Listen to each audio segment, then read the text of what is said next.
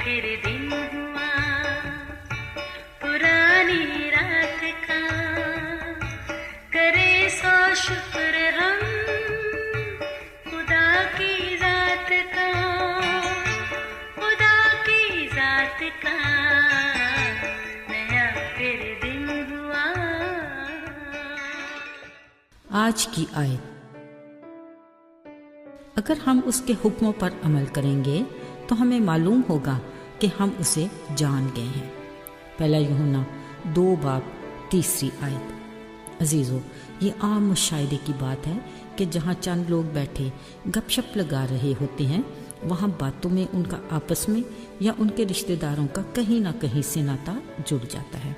سوچنے کی بات ہے کہ خالق خدا نے جہاں قدرت کے ہر نظام کو ایک دوسرے کے ساتھ جوڑنے کے لیے مہارت اور حکمت سے کام لیا، وہاں بنی نوع انسان کو بھی کسی نہ کسی طرح جڑے رہنے کا ایک منظم طریقہ اپنایا۔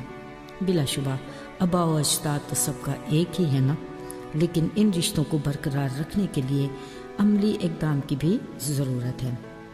کسی بھی رشتے کا لحاظ رکھنے کے لیے رشتوں کے مطابق حقوق و فرائض اہم کردار ادا کرتے ہیں، مگر ایک دوسرے کی بات کو سننا اور عمل کرنا مزید رشتوں میں مضبوطی کا باعث بنتا ہے، یعنی حکم ماننا رشتوں میں فرمانبرداری اور پیار کا ثبوت ہے۔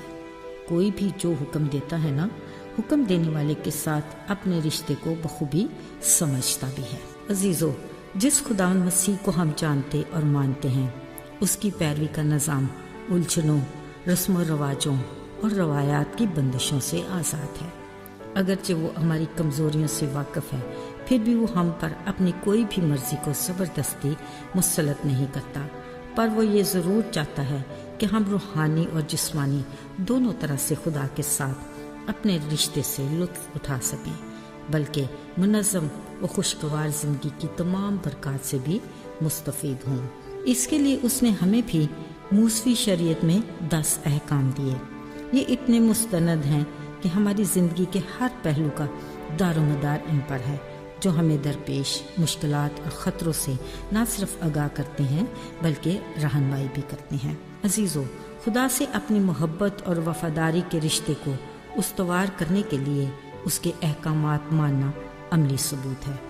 ہمیں اپنی روزمرہ زندگی میں اس بات کا تجربہ تو ہے ہی کہ وہ اپنی بھرپور برکات فقط ان کو عطا کرتا ہے جو اس کے وفادار ہوتے ہیں۔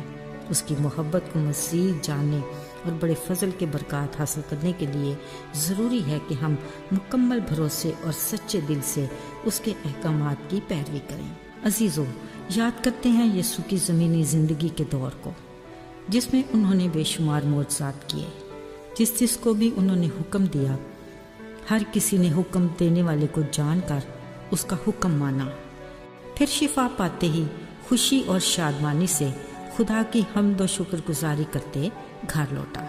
بلا شبہ خداوند یسوع میں اس قدر قوت ہے کہ فقط کہہ دینے سے ہی شے وجود میں آ جاتی ہے۔ اس کا ثبوت کائنات کی ہر شے کو دیکھ کر ہوتا ہے۔ واہ، کیا خوب ہے اس کا کمال اور اس کی عظمت لاجواب۔ عزیزو، خدا نے اپنے لوگوں سے بہت سے وعدے کیے ہیں جو اس کی برکات کے ساتھ جڑے ہیں۔ بطور مسیحی ہمارا فرض اولین ہے کہ خدا کے ساتھ اپنے رشتے کی اہمیت کو سمجھتے فرمانبرداری سے اس کے احکامات کو بچا لائیں، تاکہ ہماری زندگی اس کی مرضی کے مطابق منظم رہے۔ عزیزو، جب ہم اس کے احکامات کی بات کرتے ہیں تو ہمیں اس کے ارشاد اعظم کو ہمیشہ یاد رکھنے کی ضرورت ہے۔ جب اس کا ہم گناہگاروں کو نجات دینے اور ہمیشہ کی زندگی کا وارث بنانے کا مشن تکمیل کو پہنچا، اس نے اپنے شاگردوں کو حکم دیا کہ اب تم تمام دنیا میں جا کر آسمان کی بادشاہی کی خوشخبری کی منادی کرو اور انہیں خدا باپ، خدا بیٹے اور روح القدس کے نام سے بپتسمہ دو، اور دیکھو میں دنیا کے آخر تک ہمیشہ تمہارے ساتھ ہوں۔ آئیے اپنی فرصت کے لمحات میں جائزہ لیں کہ آج ہمارے لیے اس کے حکم کی کیا اہمیت ہے۔ اگر ہم اپنے خدا سے اتنا ہی پیار کرتے ہیں جس قدر اس نے ہم سے کیا، تو یہ ہماری روزمرہ زندگی کی ذمہ داری میں شامل ہونا چاہیے کہ ہم نجات اور ہمیشہ کی خوشخبری ان کو دیں جو اس سے بے خبر ہیں۔ اگر ہم کسی ایک کو بھی بادشاہی ضیافت میں شامل کرنے کے لائق ہوئے تو یقین کیجیے کہ ہم اپنے خدا کو حقیقی معنوں میں جان گئے ہیں اور اس کے حکم کی پیروی اس کے ساتھ فرمانبرداری کا عملی ثبوت ہے۔ خدا ہمیں ایسا ہی کرنے کی توفیق عطا کرے۔ آئیے دعا کریں۔ اے خداوند، ہم ہر روز تیری رفاقت اور تیری شراکت میں آگے بڑھنا چاہتے ہیں، تیرے احکامات کی فرمانبرداری سے تیری پیروی کرنا چاہتے ہیں تاکہ ہمارا تیرے ساتھ رشتہ مضبوط ہو۔ توفیق عطا کر کہ ہم تیری مرضی سے احکامات کی پیروی کرتے ہوئے نہ صرف آج اور کل بلکہ فضل دے کہ ہم ہمیشہ تک تیرے وفادار رہیں۔ سب کچھ مانگتے ہیں یسوع کے نام سے، آمین۔